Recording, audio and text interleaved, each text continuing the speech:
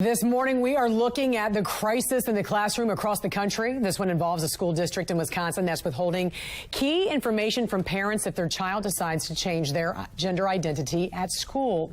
Erika Sanzi, Director of Outreach for Parents Defending Education, joins us right now to discuss. Erika, good morning. First, let's understand what we're dealing with here. So during a training, teachers at Eau Claire Area School District were told parents did not need to know about their child changing their gender identity at school. So a local media outlet, the Wisconsin Spotlight, obtained a slide from the training presentation.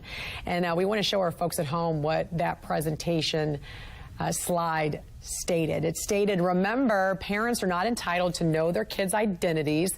That knowledge must be earned. Teachers are often straddling this complex situation in Eau Claire Area School District. Our priority is supporting the student. Goodness. All right, Erika, talk us through this. Why were teachers instructed not to give this information to parents? Shouldn't they be notified if their child is going by a different gender while they're at school? Of course they should be notified. Unfortunately, Wisconsin is not. We are seeing across the country schools that have plans and policies in place to deliberately deceive parents, particularly on the issue of gender identity. So what that means is that they may be changing school records, the child's name, the child's gender, the child's pronouns. The child will be using different bathrooms, restrooms, potentially sleeping on overnight field trips based on the gender with which they identify that day, and parents are totally kept in the dark. So this is an increasing concern nationally, and certainly in Eau Claire, Wisconsin. The slide, I think, was so jarring because it specifically said parents are not entitled to know about their kids' identities. I think that has really created a lot of concern for a lot of parents in that district, but also around the country. Well, it's not just that, it's that it has to be earned. Superintendent. They have it, right. So they have it backwards, right? They have it backwards that, like, when you send your children to school, the idea that it's the parent who has to earn the trust from the school and from the educators, that is really upside down, and that is really something that is concerning. Yeah, and Superintendent Michael Johnson issued a statement saying, quote, our staff often find themselves in positions of trust with our students. The staff development presentation shared extensive data and information to assist our staff members in our ongoing efforts to create a safe and supportive learning environment for all students. The Eau Claire Area School District prides itself on being a school district that makes all students feel welcome and safe in our schools. What's your thoughts on his statement, almost doubling down? How would informing a parent negate what he just stated? Does the school district also plan to house and feed and be the parents for these kids? So I think what happens is that they increasingly see themselves, and I think that this is very sort of ideological in nature, that they see themselves as responsible for creating a safe space, which they are. The problem is that they have redefined that safe space now in ways where it cuts the family out.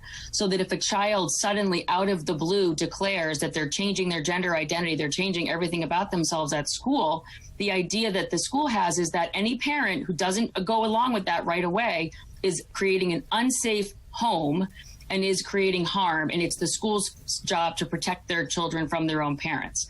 Now, here's the thing. If they really believe that the children are unsafe and being harmed by their parents, they are mandatory reporters, and they should be calling child services, which they aren't, because they know that they are changing these definitions, in support of a larger cause.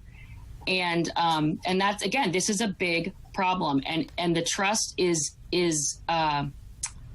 it's sowing distrust between the school and the parents, because, again, like, this is very serious. And oftentimes what happens is if a child does decide to change their gender, and let's say that a month, 2 months, a year, 2 years, 5 years later, they realize that that's not what they wanted to do, or that's not who they are, none of these teachers, none of these counselors, none of these principals, and none of these third-party consultants, none of them are there to stick around to help that child regroup when the wheels come off. It is their parents who are there on their side helping them, pick up the pieces. There are probably people watching right now wondering where this is happening and that it would never happen in their school district. And in fact, we are seeing so many more cases like this pop up all across the country. A lot of folks don't even know. Where can people contact you guys so you guys can fight for the parents who probably fear some kind of, retribution or fear their child will somehow be punished at school if they were to, make a big stink about something like this? So we're at defendinged.org, and anybody can reach out to us if they have questions, if they need help getting information, if they just need to do like a gut check to see if, because sometimes parents are like, am I crazy? Like, how could this be happening? Am I crazy? And we can tell them, no, you're not crazy. And honestly, I'm very dialed into all of this, and my own district put in place policies that essentially are exactly like what I just described, and I had no idea. Right. So Most parents don't. You need to what are the policies in your district for transgender students, gender nonconforming, non-binary students? Exactly what does that mean? And also, if they put a plan in place, will it be behind your back? Is deception built into the plan if the child says, I don't want my parents to know? Erika, great talking to you. A wealth of information there. And we'll make sure to put this on our website, thenationaldesk.com, so folks can also get the link to your website. Thanks for joining us this morning. We appreciate it. Thanks for having me. And we're back right after this.